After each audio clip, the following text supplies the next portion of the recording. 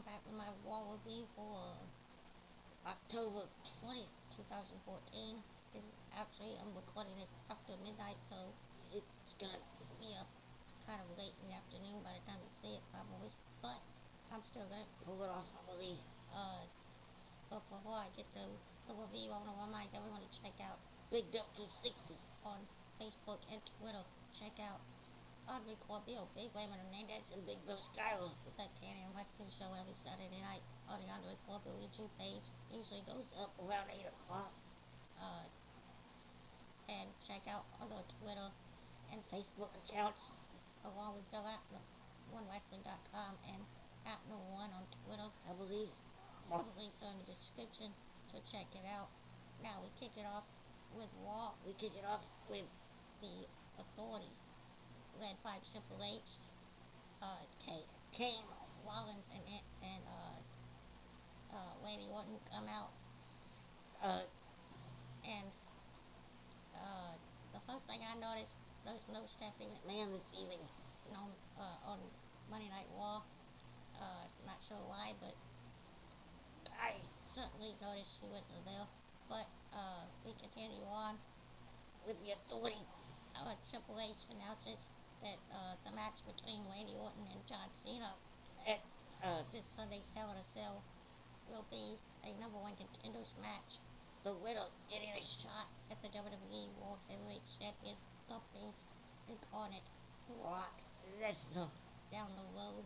I think this could be the start of a rift between Rollins and Orton, and possibly Orton squaring off from the Authority. There's been some rumors that he could actually turn face at some point, and I think that's happening right now. Orton could be the next man to take on Seth Rollins. I would think what's gonna happen is Seth Rollins will cash in on Orton once he wins the world title. That's my prediction. But we continue on with a 6-man tag. It was supposed to be The Miz and Golden Stardust taking on the Usos and Sheamus. We find out also that Golden Stardust will defend the WWE Tag Team Championships this Sunday against the Usos, the former champions, getting a shot to regain the Tag Team Championships. Also, we already knew Sheamus defends the United States Championship against The Miz at the pay-per-view this Sunday. But instead of getting in the ring and risking any harm to the Moneymaker tonight, The Miz decides to substitute Damien Mizdow in his spot. And shockingly enough, off a distraction, I believe, by The Miz, Sheamus, not paying attention, gets rolled up by Damien Mizdow for the 1-2-3. Damien Mizdow, in my opinion, picks up a very surprising win, considering his stature at the moment. Playing second fiddle to The Miz, Mizdow picks up a huge victory, and Miz actually celebrated like he actually won the match, even though he was nowhere near the ring. He was on commentary the entire match. But I thought it was hilarious. That The Miz actually was celebrating like he actually won the match. But we continue on with the Divas Champion, the best diva in the world, AJ Lee, coming out for a non-title match against Alicia Fox with Paige at ringside. At one point, it looked like Paige was getting upset at the fact that Alicia Fox was being woman-handled, I should say, by AJ Lee. But as Alicia got tossed to the outside, Paige started shoving Alicia and then tossed her back into the ring. But it was all a ploy, a distraction, a plan between Paige and Alicia to distract AJ, as AJ turned her back on Alicia Fox, got caught in a roll-up for the pin. the pinfall victory by Alicia Fox. I believe that either this Sunday or somewhere down the road, we will see the return of Tamina, the protector of the throne. Tamina return will return at some point, I believe, to help out AJ, because she's basically being double teamed at the moment by Alicia and Paige. I think Tamina will eventually return and be on, and even up the odds for AJ at some point, possibly this Sunday or somewhere down the road. But we'll have to see where that continues as we continue on with Raw. But we see before the match with AJ and Alicia, we saw Orton backstage talking to Triple H about being put in about the stipulation this Sunday for himself and Cena's match. Triple H tells Orton that it was Seth Rollins' idea to make it a number one contenders match to give Orton something to fight for, and Orton didn't seem very happy about it. After the Diva match, we got backstage, back to the locker room, where Orton basically confronts Seth Rollins, and Rollins basically makes it sound like he's doing Orton a favor, but ends up making a suggestion that he could end up cashing in. Like I said, I thought of this at the very beginning of the show when all the authority members were out there. I knew something was going to happen between Rollins and Orton, and they're basically building up for that right now. After that, we had Rusev taking on Big E Langston, or Big E. Once again, Rusev dominates Big E, putting him in the accolade for the submission victory. After the win, Lana costly flag, the Russian flag, to be let down, but nothing happens until Big Show comes on the screen, and they chop down the American flag and start playing the American national anthem. It looks like Rusev's about to pour down the Stars and Stripes, just like Big Show did a week or two ago with the Russian flag. But before he can, a quote-unquote serviceman stormed the lane and got held up by security. He was still in the lane when one security guard stopped him, and Rusev ended up hitting the mafia kick on the quote-unquote serviceman. After the commercial, Big Show comes out and makes a very emotional speech and lets the world know that this Sunday, Big Show, the Giant, is back.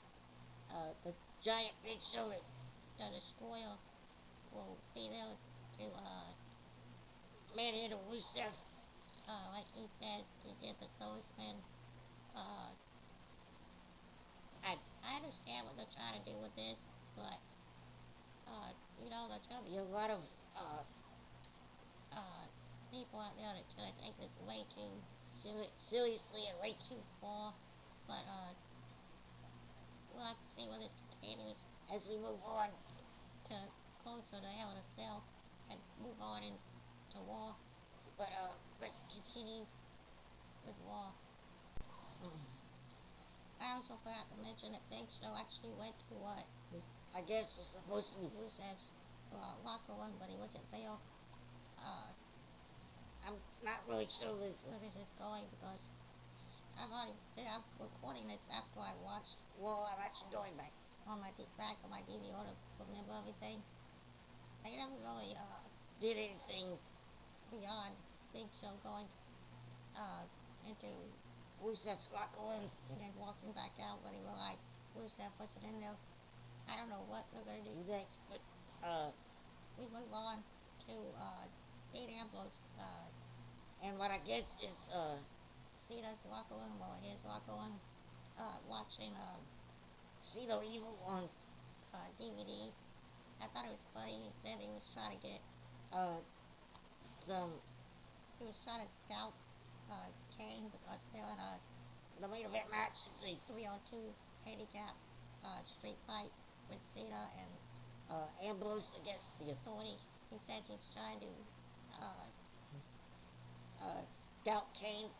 by watching Cena Evil, but Cena ends up fighting the Joker, which is he said because Ambrose said that he and Cena are like Superman and Batman. Cena being Superman and He being Batman, and he ended up Cena ended up caught in the Joker. I love how WWE is like a year or two behind on the IWC references because like people have been calling Cena Superman for years, and they've been referring to Dean Ambrose since the Joker for since since the Shield since the Shield debuted. We've been calling the Joker, but we move on to a Divas match between Wwe Raw and Summer Wwe. Wwe Raw picks up the win with a what I guess you could call the X Factor. While Nikki Bella is on watching on a monitor in the back, they mentioned that this Sunday we're gonna have Wwe Raw against Nikki Bella, the winner, to be the winner.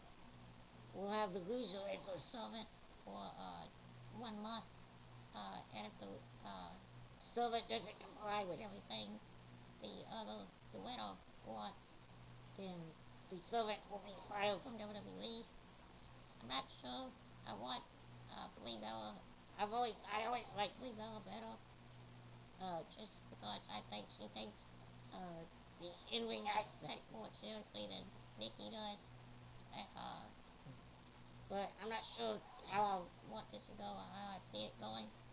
But it's gonna be interesting. I think see where this goes. I know a lot of people don't like the fellas, but in my opinion at least I think it's gotten better recently than she's ever been. That match with Stephanie at SummerSlam, I think really grew something to me. But we'll have to see where this continues as we move on to Raw. as we move closer to Hell in a Cell. Let's get back and see how the rest of Raw can let's do continue on with Monday Night Raw. Once again, I forgot to mention a segment where Randy Orton came out to the ring to talk about how brutal and dangerous he can be inside the Hell in a Cell. He's interrupted by John Cena, who's also trying to prove he can be just as demented as Randy Orton. But when they started talking about who might fight Brock Lesnar next, this brought out the advocate, the beast incarnate, the WWE World Heavyweight Champion, the one and only Mr. Paul Heyman, makes his return to Raw to advocate on the part of his client, Brock Lesnar, on the behalf of his client, Brock Lesnar, I should say. But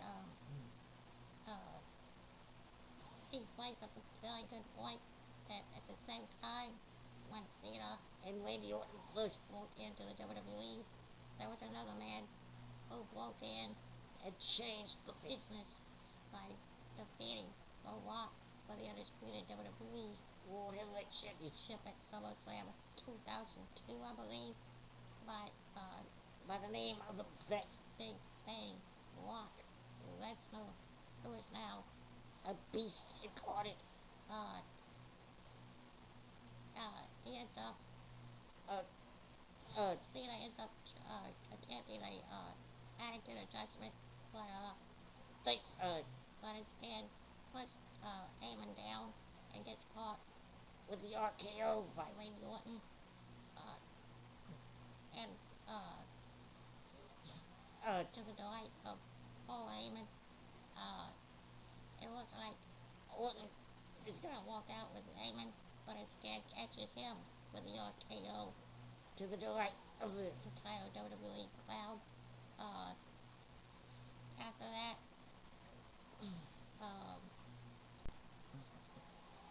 after the second Diva match, I should say, we had Dean Ambrose come to the ring with a bag, a giant bag that contained a mannequin that was supposed to be Seth Rollins, and he started pulling his arm off, shaking like he was gonna saw him in half, and sticking a screwdriver in the face of the mannequin to prove how sick and deranged he could be inside the Hell in a Cell. This brought out Seth Rollins. They had a little bit of a back and forth. And, Rollins was also accompanied by the new Stooges, Joey Wyatt, Joey Murphy, and Jimmy Noble. Rollins and Ambrose have a little bit of a back and forth Until we were pleasantly surprised by the return of Mick Foley, who comes out to explain to each man just how sick and perverse you have to be to step inside the Hell in a Cell. He says that Rollins does not realize what he's got himself into, getting into a match like this with a man like Dean Ambrose who will not stop at anything. And after Foley leaves, Foley says he's got his money on Dean Ambrose this Sunday, but after Foley leaves, Ambrose and Rollins get into a fight, and just as it looks like Ambrose is about to hit Rollins with a chair, Rollins ducks out, and Ambrose ends up tossing the dummy on top of Rollins. Noble and Murphy to end the segment. We then go into the main event. Before that, before the main event, we had a backstage segment with Triple H talking to or attempting to talk to the authority members, Kane, Rollins, and Randy Orton. He says it. No, but that was in this. That was in like before that segment. Before that segment, we had a one-on-one match between Cesaro and the Intercontinental Champion Dolph Ziggler. A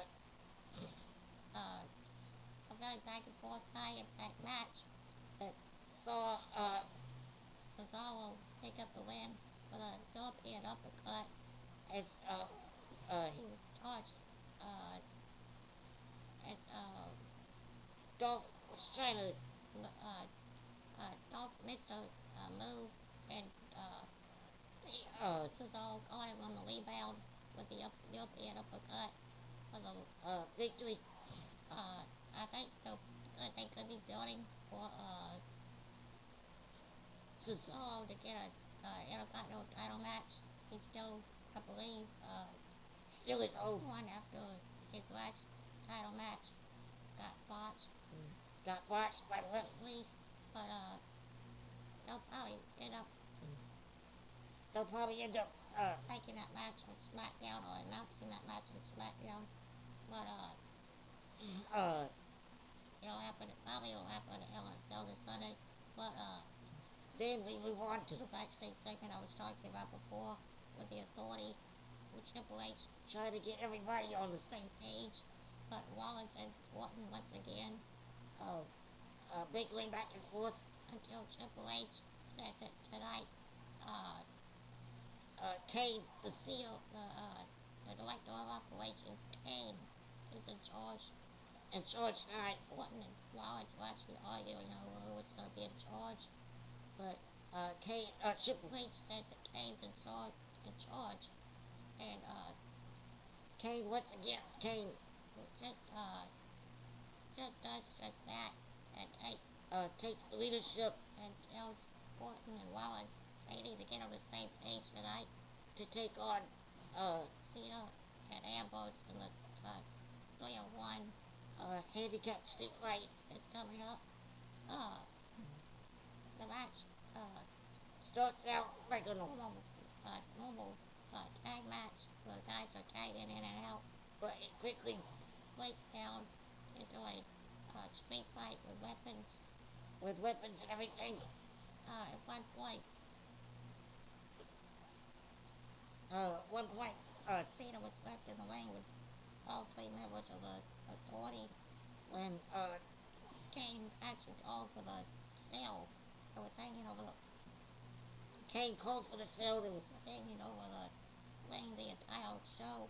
He called for it to be let down, and it was, but Ambrose almost got locked out, but he was able to get in under the cage just in time to be inside with the rest of them. But it came down to Randy Orton and Dean Ambrose in the ring. Orton looked like he was gonna go for the RKO. The cell was still around him The whole match. Rollins got drop kicked off the apron And landed back first to get the cell taking him out of the equation. But just as it looked like Orton was gonna go for the RKO on Dean Ambrose, John Cena came into the ring and went, attempted to go for the attitude adjustment. He was stopped by Kane, who hit the choke slam. I still hate the way Cena takes the choke slam. I think it's awkward no matter what he tries to do. But Orton, Kane takes out Cena. He rolls out of the ring.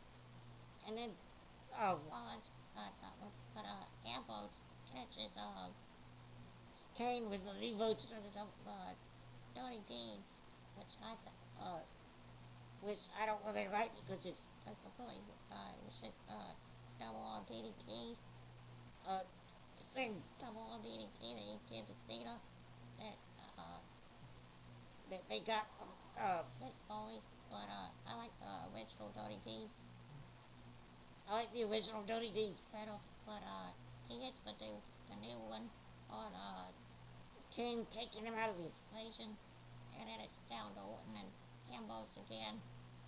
They go back and forth until Orton knocks Ambrose back into the ropes, and he attempts to pendulum clothesline, but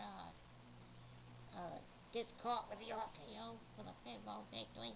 Orton picks up the win for his team, but just as he was about to celebrate his own partner, Seth Rollins, the man that he's been bickering with all night. Rollins comes into the ring and curb stomps Randy Orton into the mat.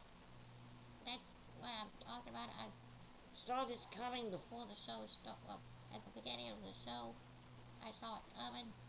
I didn't know it was going to be the night, but I saw the whip between Rollins and Orton coming, and this confirms it. My opinion, I believe what I would like to see happen is Orton somehow come out on top against Cena.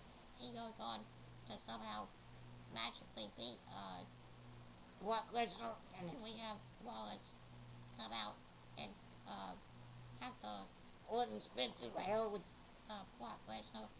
Rollins comes out, cashes in, and proves that he is the face of the authority, the face of the WWE, and becomes the WWE World Heavyweight Champion. He said tonight after he comes up Orton, I could hear him screaming, he was the future, that he was the man of the WWE, and I want to see him prove it by becoming the WWE World Heavyweight Champion. But that's it. That's it for Raw. Like, subscribe, comment, and let me know what you thought of the show. Until next time, I'm out of here. here. See ya.